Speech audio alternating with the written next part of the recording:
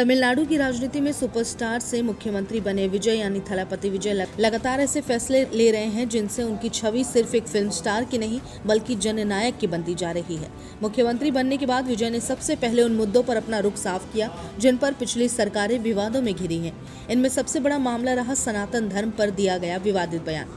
दरअसल उदयनिधि स्टालिन के सनातन धर्म को लेकर दिए गए बयान ने पूरे देश में भारी विवाद खड़ा कर दिया। उदयनिधि ने सनातन की तुलना डेंगू और मलेरिया जैसी बीमारियों से करते हुए कहा था कि इसे खत्म किया जाना चाहिए। इस बयान के बाद देश भर में विरोध प्रदर्शन हुए, कई राज्यों में केस दर्ज हुए और बीजेपी समेत कई हिंदू संगठनों ने डीएमके सरकार पर हिंदू विरोधी राजनीति करने का आरोप लगाया। मामला सुप्रीम कोर्ट तक पहुंचा और तमिलनाडु की छवि पर भी असर पड़ा। लेकिन मुख्यमंत्री बनते ही विजय ने इस पूरे विवाद से अलग रास्ता अपनाया। विजय ने साफ कहा कि उनकी सरकार किसी धर्म, परंपरा या आस्था के खिलाफ नहीं है।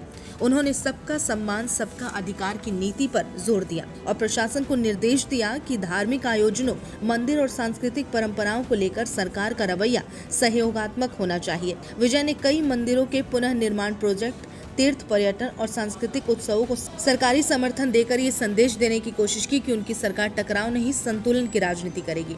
विजय के सीएम बनने के बाद एक और बड़ा बदलाव सोशल मीडिया पर देखने को मिला। तमिलनाडु गवर्नमेंट के ऑफिशियल सोशल मीडिया हैंडल्स पर फॉलोअर्स की संख्या लाखों में बढ़ गई।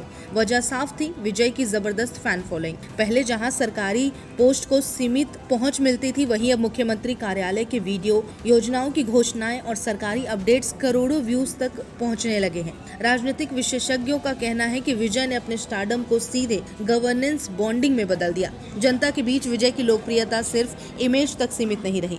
मुख्यमंत्री बनने के बाद उन्होंने कई ऐसे फैसले लिए जिसका सीधा असर आम लोगों पर दिखा। सरकारी अस्पतालों में मुफ्त दवाओं की उपलब्धता बढ़ाई गई, सरकारी स्कूलों में डिजिटल क्लासरूम शुरू किए गए, महिलाओं के लिए बस यात्रा में राहत योजना लागू की गई, युवाओं के लिए स्किल ट्रेनिंग प्रोग्राम शुरू किए गए। विजय ने भ्रष्टाचार के खिलाफ भी सख्त रुख अपनाया। उन्होंने सरकारी विभागों में ऑनलाइन मॉनिटरिंग सिस्टम लागू कराया और साफ संदेश दिया कि जनता का पैसा जनता के काम में लगेगा। यही वजह है कि उनके समर्थक उन्हें सिर्फ थलापति नहीं बल्कि पीपल्स सीएम कहने लगे हैं। ग्रामीण इलाकों में भी विजय सरकार ने तेजी से काम शुरू किया।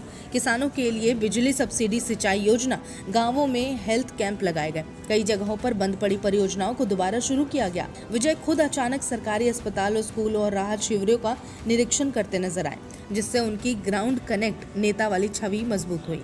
राजनीतिक जानकार मानते हैं कि विजय ने तमिलनाडु की राजनीति में स्टार पावर को पब्लिक सर्विस से जोड़ने की कोशिश की। यही कारण है कि उनकी हर गतिविधि सोशल मीडिया पर वायरल हो रही है और युवा वर्ग तेजी से उनके साथ जुड़ता दिख रहा है। अब सवाल यह है कि क्या विजय अपनी इसी लोकप्रियता को लंबे समय तक राजनीतिक भरोसे में बदल पाएंगे या फिर ये करिश्मा सिर्फ शुरुआती उत्साह तक सीमित रहेगा।